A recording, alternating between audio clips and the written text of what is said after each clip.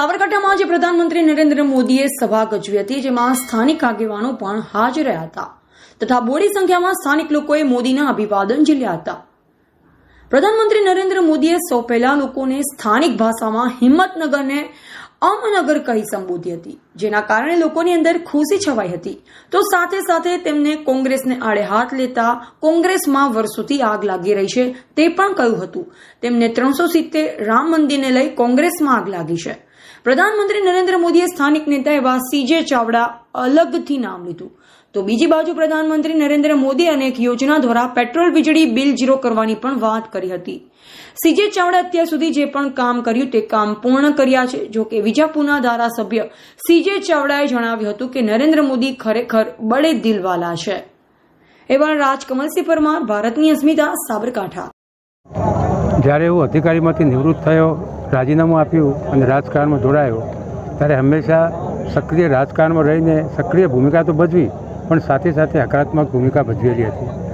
2002માં હું પ્રથમ વખત ધારાસભ્ય બન્યો અને 2017માં બીજી વખત બન્યો, 2022માં ત્રીજી વખત બન્યો અને આજે રાજીનામું આપીને ભાજપમાં જોડાયો છું. કોંગ્રેસમાં હતો અને વિપક્ષમાં હતો ત્યારે પણ લોકોના પ્રશ્નોની વાત આપવા માટે હંમેશા હકારાત્મક વલણ અપનાવીને સરકાર પાસેથી પોઝિટિવ રહીને એના પાસેથી કઈ રીતે કામ કઢાવવું એ હું જાણતો હતો અને એ રીતે કામ કઢાવતો હતો. જ્યારે માનનીય પ્રધાનમંત્રી છે, અહીંયા મુખ્યમંત્રી હતા, ત્યારે એમની પાસેથી પણ મેં અનેક કામો પ્રજાના નિકાલ કરવામાં મદદરૂપ થયા હતા માનનીય મુખ્યમંત્રી. અને એ વખતે મારો જે અભિગમ હતો એ વાત એમને દોહરાવી. એટલે તમે પહેલેથી જ ભાજપ તરફી કોંગ્રેસમાં હતા, એટલે વિચારધારા ભાજપ? બિલકુલ જ્યારે જે પક્ષમાં હતો એ પક્ષની વાત કરતો હતો, પણ વિધાનસભામાં વિપક્ષ તરીકે પણ જે ભૂમિકા ભજવવાની થાય એ ભૂમિકા ભજવવાની જે અલગ અલગ રીતો છે એ પૈકી પ્રજાના પ્રશ્નો ઉકેલવાનો જો અભિગમ રાખવો હોય તો સરકાર જે કામ કરતી હોય એમાં એની ઉણપો કે એમાં કંઈ ખામીઓ હોય તો એને વિવેક સાથે દર્શાવીને વિધાનસભામાં રજૂઆત કરીને અને વ્યક્તિગત કે સામાજિક કે અનેક પ્રશ્નો હોય તો મુખ્યમંત્રીશ્રીને પર્સનલી મળીને પર્સનલી સિદ્ધાંતો દૂર કરીને રાજ્યના જ્યારે મુખ્યમંત્રી છે, રાજ્યનો વડો છે, ત્યારે એની સાથે માન સન્માન સાથે જઈને પ્રશ્નોનો નિકાલ કરતા હતા. प्राथमिक शिक्षिका इस बार चुनाव के मैदान में समाज के छोटे से छोटे व्यक्ति को सम्मान करना ये भारतीय जनता पार्टी के पास समर्पण भाव से करने का इरादा है. और इसलिए हमारी छोटी बहन शोभना आज आपके उम्मीदवार के रूप में आए. महसाना से हमारे मंजे हुए साथी हरिभाई पटेल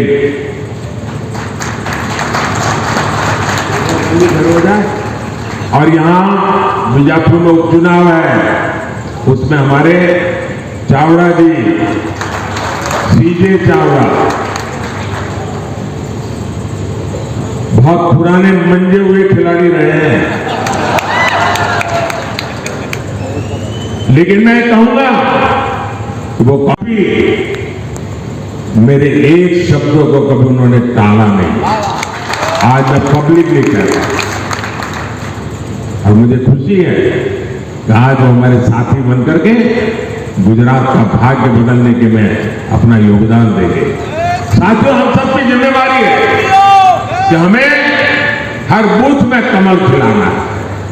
और आप ये भी पक्का मान लीजिए, जब आप इनको वोट देंगे ना तो वोट सीधा सीधा मोदी के खाते में जाएगा. आपका हर वोट मोदी को मजबूत करेगा.